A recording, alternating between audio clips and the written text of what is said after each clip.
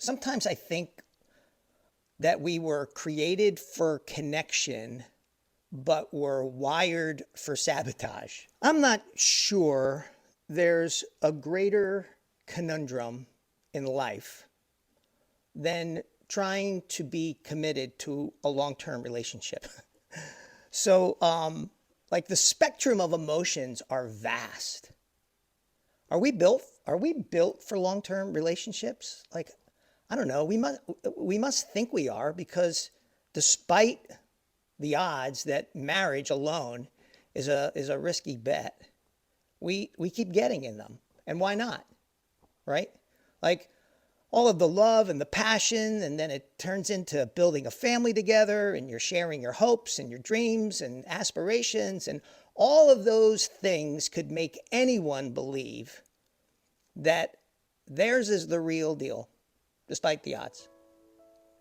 I think that the operative word when it comes to long-term commitment is a word that my father threw around a lot. The word is selflessness.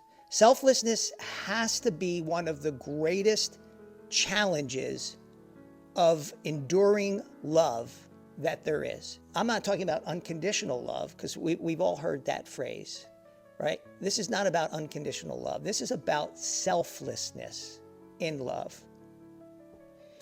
And now that both my daughters are married or soon to be married, depending on when you watch this video, and there's just so much I want to tell them, but I'm their dad. So like, what gives me the right? But getting better as a partner, that's something that I consistently strive to become. It's a journey for sure. There are lessons along the way. And my family, they've seen me at my best and they've seen me at my worst. So I was on a walk not too long ago after one of those more difficult moments in our 30-year marriage.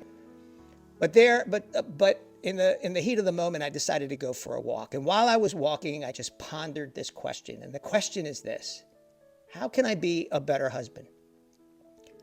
Simple, right? Simple question. But as I thought about it, it has so many layers to it. So I parked myself on a bench on the walk, and I started journaling. I started just getting my thoughts into my iPhone.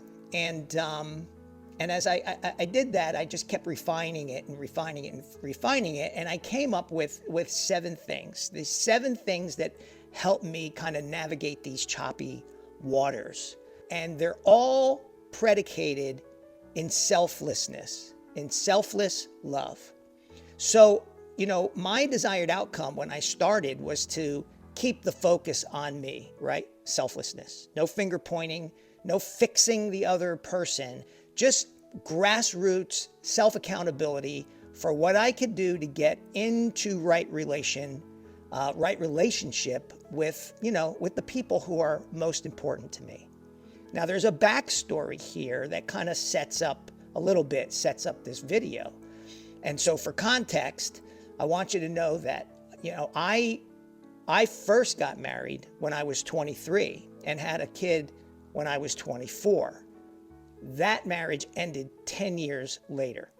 In reflecting upon that decade, I realized that I was struggling knowing the difference between being self-absorbed and self-intended.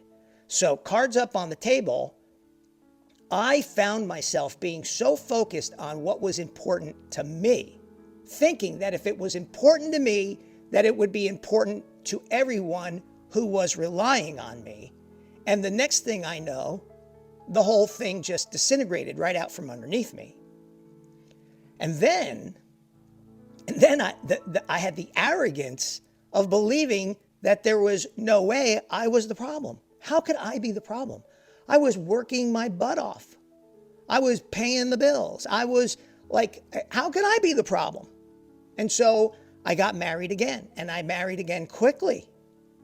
And I mean, how could I possibly believe at this point that I learned anything about what it took to be in a long-term commitment? However, here I am, 30 years later, Kristie and I are still married. We're still going strong, thanks to her. All right, enough. Let's get into these 7 things. I've got them journaled here. Now I'm going to tell you that on the surface, these 7 protocols, whatever, they may seem obvious, but that's only because they make sense. I assure you, if your relationship is struggling, that at least one of these things has come off the rails. It's been negotiated, it's been compromised, it's been depleted, whatever. And I promise you that if you are feeling that consternation, that agita in your relationship, if you focus in, if you get external, focus in on these 7 things, you'll find one of them or a couple of them that you can tighten up. And the second you tighten them up, you're back in good relationship.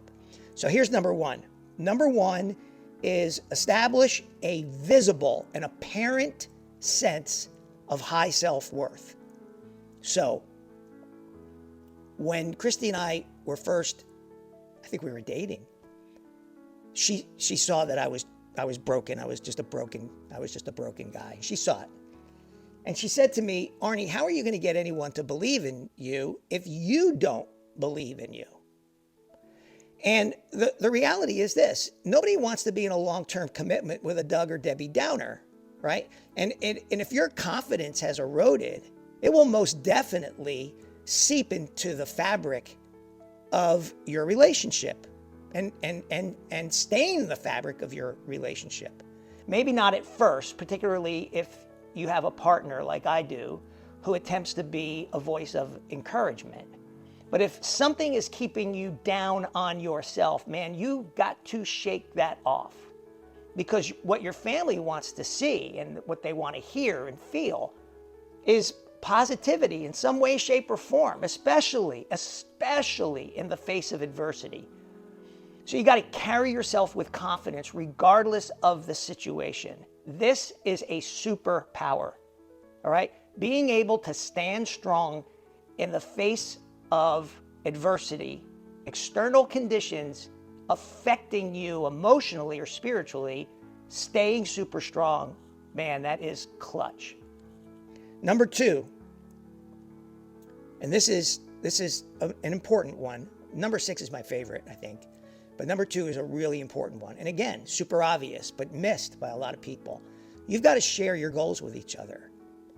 But the nuance here is that you have to ensure that you have more shared goals, more alignment than individual goals. Individual goals can potentially push you in opposite directions. So you need shared goals so that you're working together with each other, and you've got to commit to them, and you've got to support each other through them. You've got to spend time discussing them as often as possible. You need to be a cheerleader when success is at hand. You need to be a voice of encouragement if you're experiencing setbacks, and you need to be dialed in to your partner's goals and support those. This is really, really important stuff. Number 3, see things that are important to your spouse, to your partner, and make them your thing. And you know what they are. Those things that seem mundane to you, but they're super important to them. And when you find out what's important to her or him, you've got to begin to blend those things into your own personal routines. So if she says every Sunday morning, voice of experience here, hey, can you vacuum the kitchen? With me, it's the basement. Can you vacuum the basement? Then eventually you have to begin to do those things spontaneously. Every Sunday, you just start vacuuming the kitchen. Don't wait to be told. Don't think that just because she hasn't said it doesn't mean she doesn't want it. You've got to latch on to the things that the other person finds very important and do them all the time. Get hooked on each other's habits like a drug.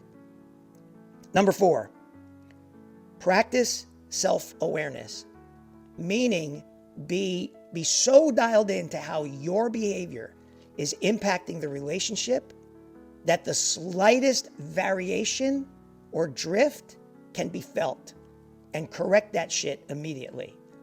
You know how it works. As you become more comfortable with each other, your idiosyncrasies begin to show up.